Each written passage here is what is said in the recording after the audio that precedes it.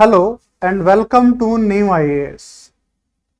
We are launching our flagship program, which is DISHA, a 15-month mentorship program for UPSC Civil Services examination.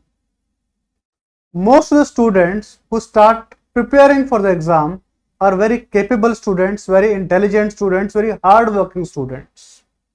But the examination is such that the students, they may get distracted, the students, they may get lose track.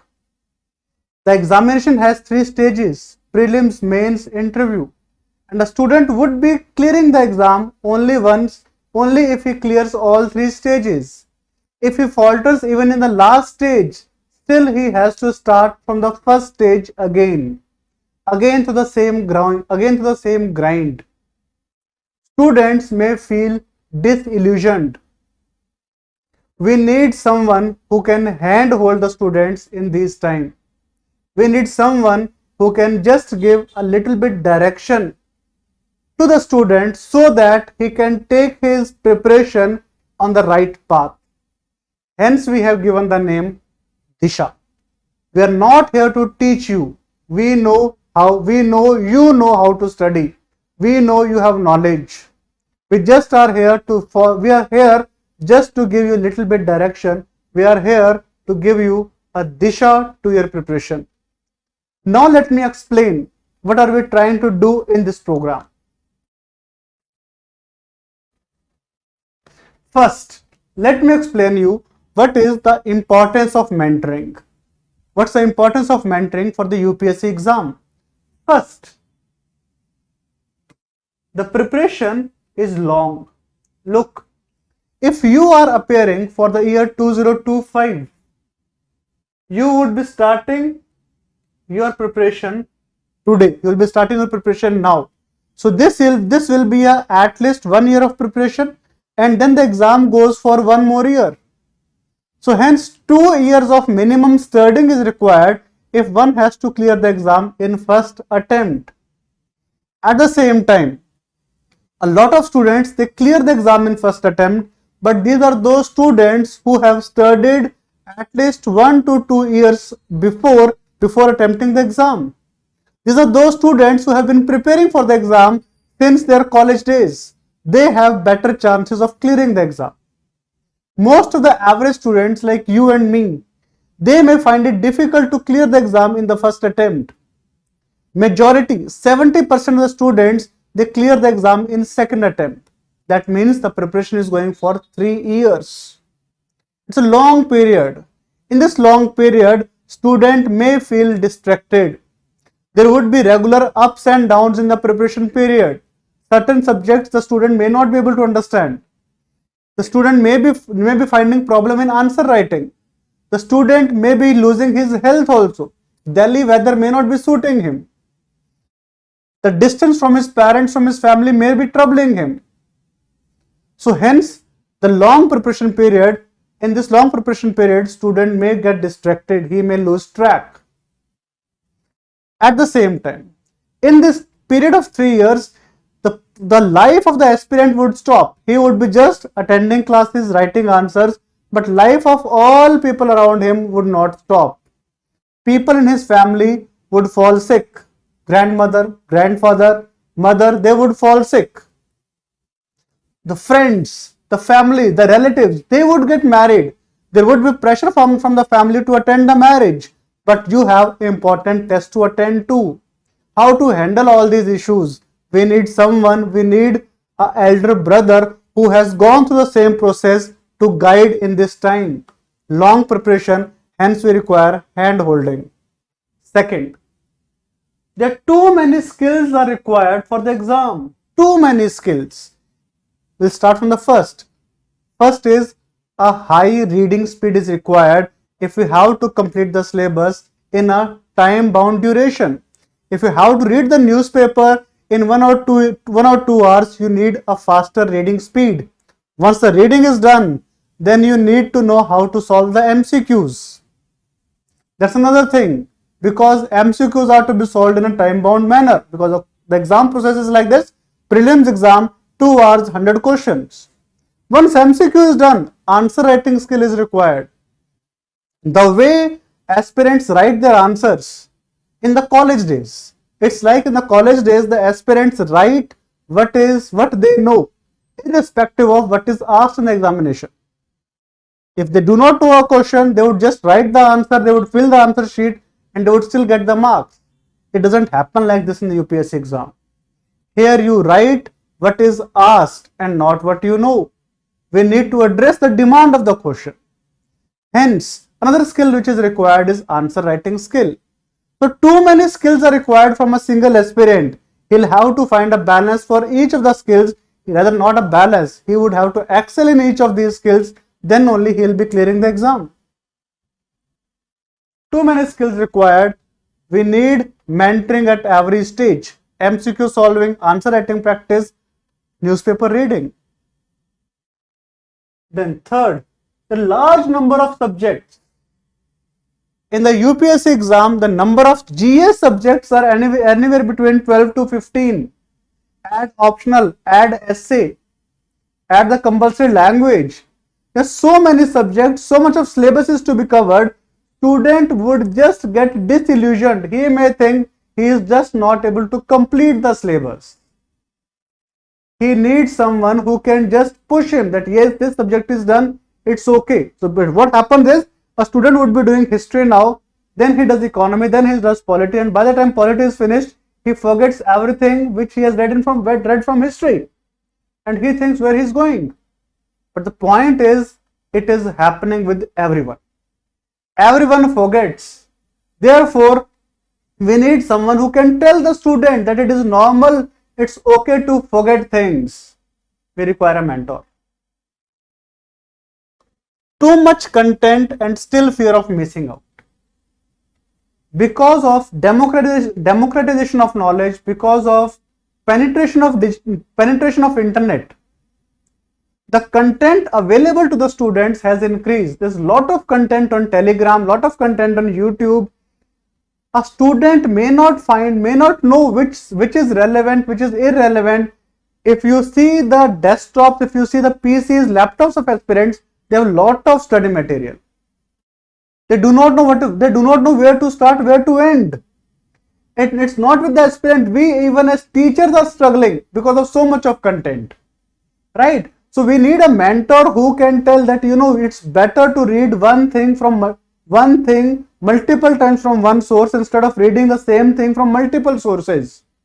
We need someone who can tell the students, put your focus on reading and not focusing on the things which are available in the market, which are available on YouTube. Too much content and still fear of missing out. Then last, peer and parental pressure. This peer and parental pressure is not with freshers. The peer and parental pressure is with students who are in their second or third attempt. When even after third attempt, a student is unable to clear the prelims, there is pressure from the parents just to move on. Leave the exam. You're not going to make it. Find alternate employment options, study, or for girls, they would force them to get married. That's parental pressure. Peer pressure. A student who is preparing for exam in his second and third attempt, he has already given 4 or 5 years for the exam. On the other hand, his friends from college, they took campus placement, now they are doing good in their jobs, they have their own cars, they have their own houses, they are putting glossy videos on Instagram. This puts up pressure on the aspirant. What is he doing with his life? That mental aspect of aspirants is very, very important to address. There is a stress in the aspirants and they do not even know that they are going through stress. We need that. So, and this peer pressure is not only from those colleagues which have done well in their life. It's even from the co-aspirants also. Me and my roommate, suppose it's me and my roommate, I am studying a lot, my roommate doesn't study that much, but when we appear in the mock test series, he is scoring more than me. And now I don't know what to do, how to go ahead. That's another pressure. So all these things, they actually tell us what is the importance of mentoring. Now let's move to second part of the program where I would be telling you who actually requires mentorship. who requires mentorship. Look, anyone who is preparing for UPSC and is at different stages of the exam would be requiring mentorship. We would be first starting with freshers. Freshers I would be considering those aspirants who have just came out of their colleges or universities or have left their job and have started to prepare for the exam. To them I would be considering as freshers. Now these freshers, if they are attending, like I would say, foundation program, it's good. If they are attending foundation program with any of the institution, online, offline, it's good. But still, when they are attending the foundation program, they would require a hand holding, like how to prepare the notes, how to read the newspapers, how to start answer writing, when to start answer writing, when to do what things are to be done at different stages of the preparation. See, if someone has to appear next year, he or she would be starting preparation say in this June, so that by next May, the 12 months preparation is done. So what is to be done in these 12 months of preparation? For that we require mentorship for a fresher. So fresher, he requires mentorship.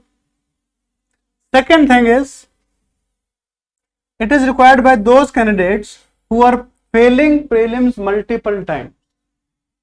There are a lot of candidates who would have done with their foundation program, and then they appear for the prelims and then they are not able to clear the prelims. Now that makes sense, because 1 year of foundation program, it is 1 year of foundation program at multiple places. It is 9 months of foundation program. So 9 months of foundation program, it includes just going to the classes, coming back, going to the optional classes and coming back, going to GS classes and coming back. There is hardly any time left for self-study.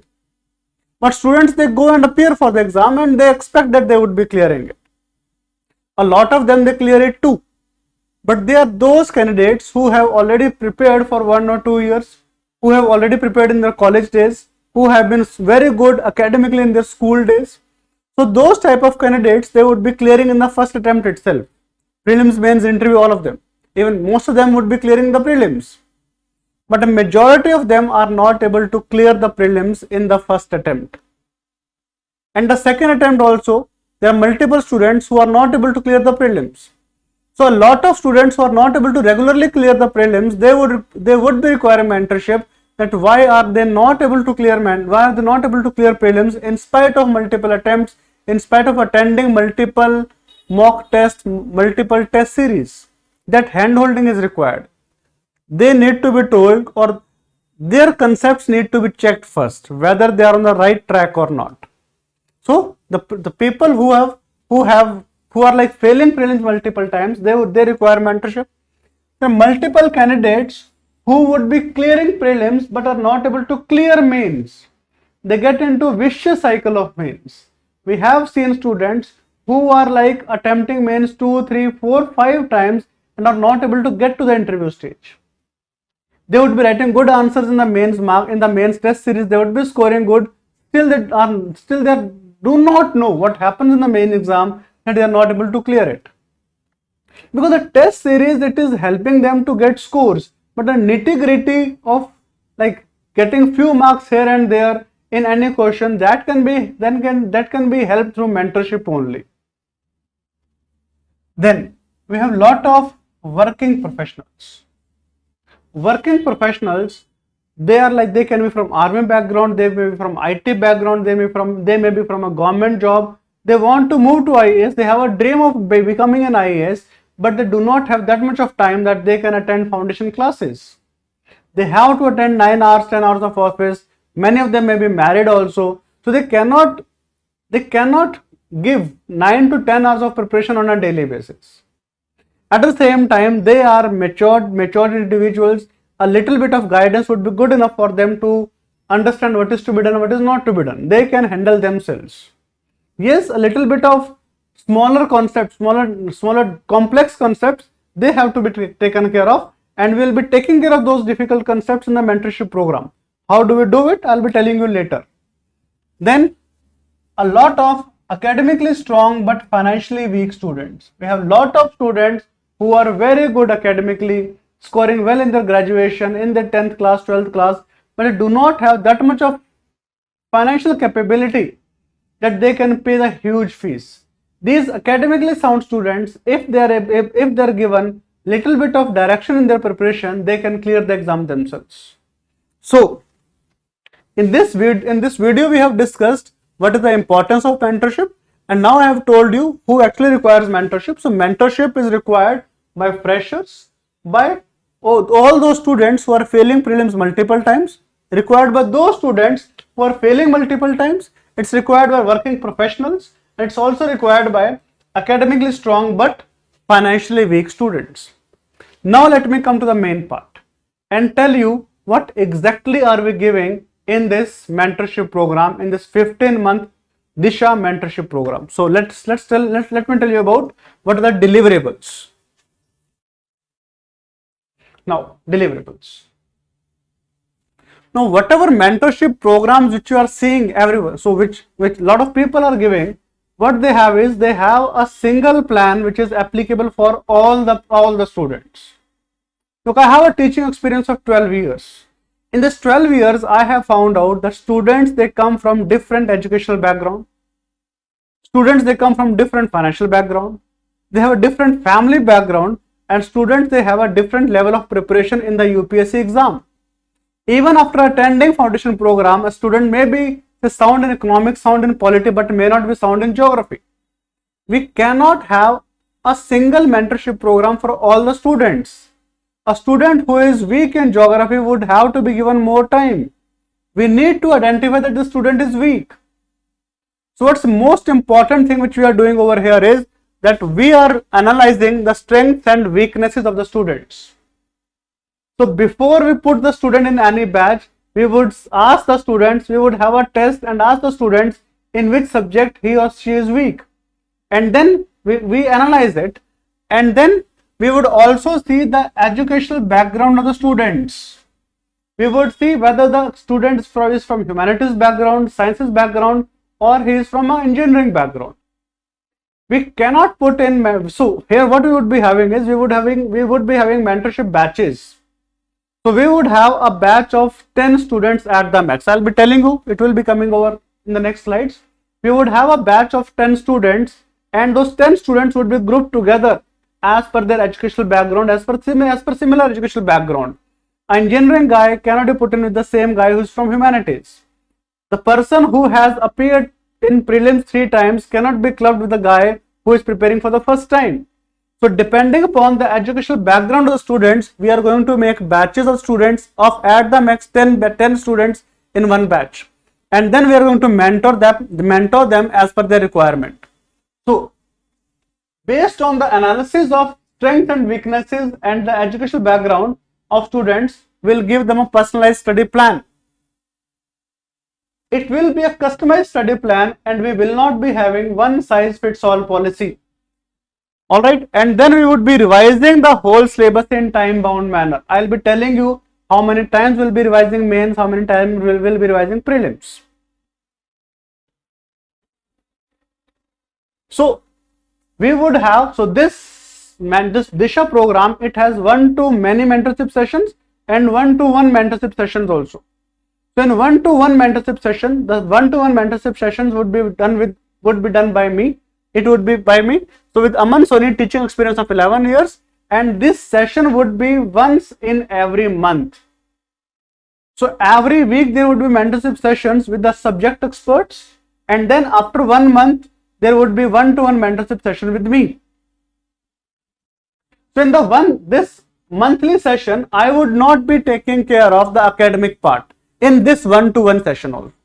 I would be taking care of the academic part for the economy, but in this session I would be taking care of the overall strategy of the aspirant, the mental health of the aspirant, and if the aspirant is finding certain issues which are hampering his progress.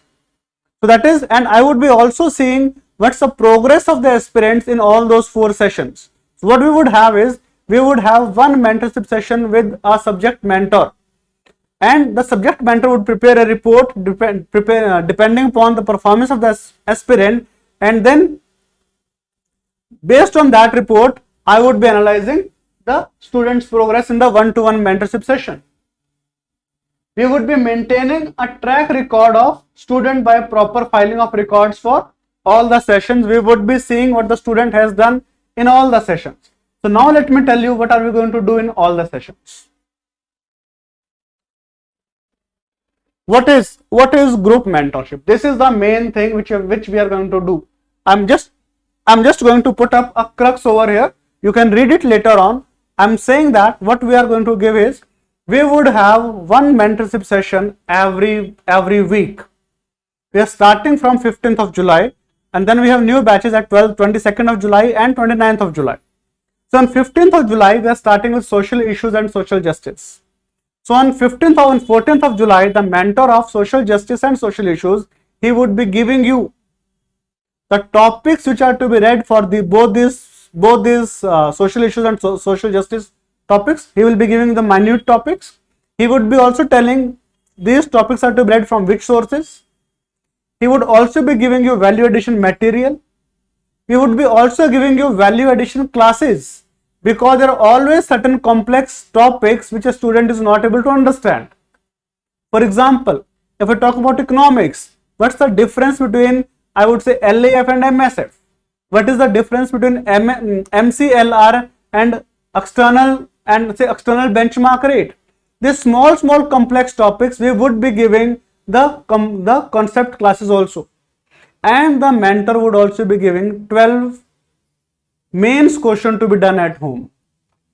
And then next session, after 1 week, so this student would be reading whatever he has been given.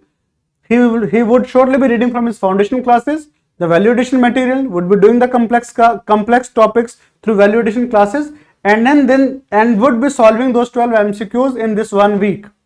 After 1 week, there would be one to many mentorship session. In that session, there would be 10 students per batch. And the mentor, we would have subject specific mentor. We would not be having one mentor who will be taking care of all the subjects. So we would have subject specific mentorship for social issues and social justice, where our sociology optional teacher, he would be taking it. Similarly, polity governance, we have other mentor. For environment geography, we have other mentor. For science tech, we have other mentor. Internal security, IR, other mentor. Economy would be taken by me. So like this, we are going to go ahead. So what happens is, the mentor gives you 12 questions at value addition material, classes, topics to be read, and next week the people meet up again on a Zoom session. These will be online classes, online sessions, and then those 12 questions would be discussed. The mentor would be asking what introductions have been written. So depending upon the inputs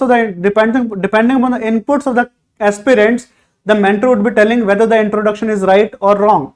And then he would also be giving an introduction from his own side, that this introduction can also be used up. He will be giving you 2 or 3 introductions which can be used as per the aspirant's comfort. Then similarly body part would be discussed, and similarly the conclusion part also would be discussed. So this is how we are going to complete social issues and social justice in 1 week. And then for the next week, we would have a session of history, where art and culture and ancient medieval history would be done. So history is a big subject, hence it will be revised in 2 weeks. Ancient medieval art and culture and modern history. And modern history, world history and PIC in complete 1 week. There will be 2 weeks. Now, starting from July to December, we will be covering the mains part. Hence, we are starting with social justice and social issues. Now, history, there are certain topics important for mains, certain topics important for prelims, but topics which are important for mains, say Jainism, Buddhism, for them even questions come in the prelims exam also. So if there is a topic, if there is a subject which is important for mains as well as prelims, for that subject we will also be giving you 50 MCQs to be done at home. So 12 mains questions would always be there every week, starting from July to December. And then if there is a subject which is important for prelims also, example polity, history, economy, for them we would be giving, say, we would also be giving MCQs, 50 MCQs to be done over a period of time, over that 1 week. So like this, we are going to revise mains part from July to December, and we'll be able to do it 2 times. say from July to September and from September to December. And in the last week of December, we would have a 1 week break, so that if there's any backlog, the student can do it himself. And then starting from January to May, we would be focusing only on prelims. And in this 5 months period, 5.5 months period, we'll be covering prelims 3 times. Same sequence, 50 MCQs, 50 MCQs, 50 MCQs, every week 50 MCQs. In the month of May, there would be full length test only, and the question would be discussed also. The question would be given one session, next session the question would be discussed. All right. So this is, and then after prelims again 1 week break, and then starting from 1st of June to September next year, we will be having specific main specific sessions where only main specific questions would be given and answer would be discussed. So that is how we are going to plan up this whole session, where for the first 6 months we will be covering the mains part, next 5 months prelim part, next 3 months again mains part. So we will be covering mains 2 months from July to December, and again we will be covering it 3 times from next May to next September. So we'll be covering prelims 3 times and we'll be covering mains at least 5 times. That would actually give you a strong grip on the subject. You can, all these things, they have been given over here. If a student is giving a test of some other institution, then he can bring up the test with us, and we can also analyze the test and we can find out where the student is faltering. He can be writing a test of mains, he can be writing a test of prelims, but we would be analyzing it and we would be giving the inputs. Now you see this. So we would have 1 session every week. So after every session, the mentor would be keeping a record of all the students in the group. How many questions have been attempted, how many questions have been attempted well, how many questions haven't been attempted well. The students would be giving mark to themselves in the session itself. So the marks would be written and we would be making an Excel sheet, and we will be having a track record of all the students. Then that track record would be passed on to the main mentor, which is me, after every month, and then we'll track up the response or track up the performance of the student, where he is going. Why I am bringing this mentorship session is because it's going to reduce the pressure on the students. A lot of students, they would join test series, but because they do not know what's to be done. So now when it is July, a lot of students haven't cleared the prelims and they do not know what's to be done for the next 1 year. And as they do not know what's to be done next year, they would just join a test series. And in the test series, they would be writing first few tests and they won't be writing the remaining tests. The syllabus is not done. They are not comprehensive with the subject. They do not have a grip over the subject, and they are just writing the answers. They score less. They do not have confidence in writing the answers. Hence, they drop out from the test series. We are not going to give you too many questions initially. We are just going to give you 2 questions per day. We are not going to give on a daily basis. Daily basis targeting is very difficult. Hence, we are monitoring it on a weekly basis. Fair enough. You can go through all of them. Let's continue. So all this answer writing practice, we would be also covering the PYQs. Model answers would be given. At the same time, we will be also giving you exam relevant answers. We will be also giving you topper copies, what type of answers the toppers had written. So the student can know this is the ultimate level he has to reach. So toppers copies would be given. There would be innovative tips given for better presentation. So we'll be discussing like MCQs, we'll be discussing main specific questions.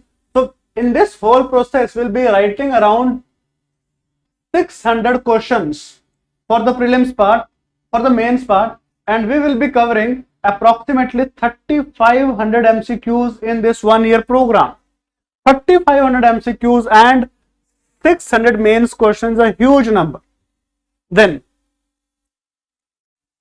we'll be also guiding on content enrichment through value addition material and ready-made introductions and conclusions for the most important topics.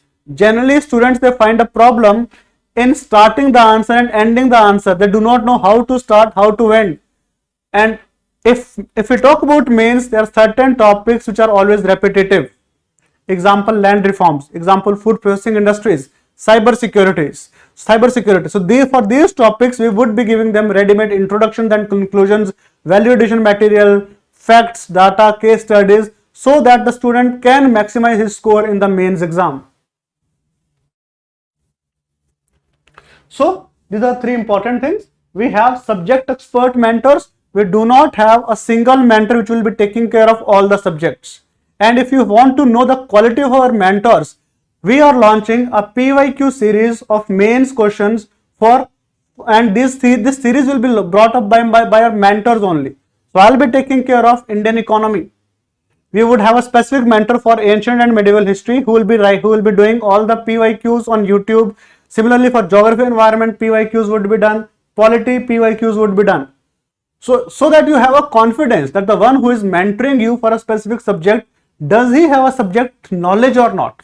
So we have subject expert mentors. There would be value addition classes. There will be value addition content classes as well as material, and we will be accumulating on a high. There would be FLTs in prelims as well as the mains exam. You can contact us at NeenvIAS@gmail.com, and this program is very, very important because you should be knowing what you have to do in the next 1 month so that you are able to clear the exam next year.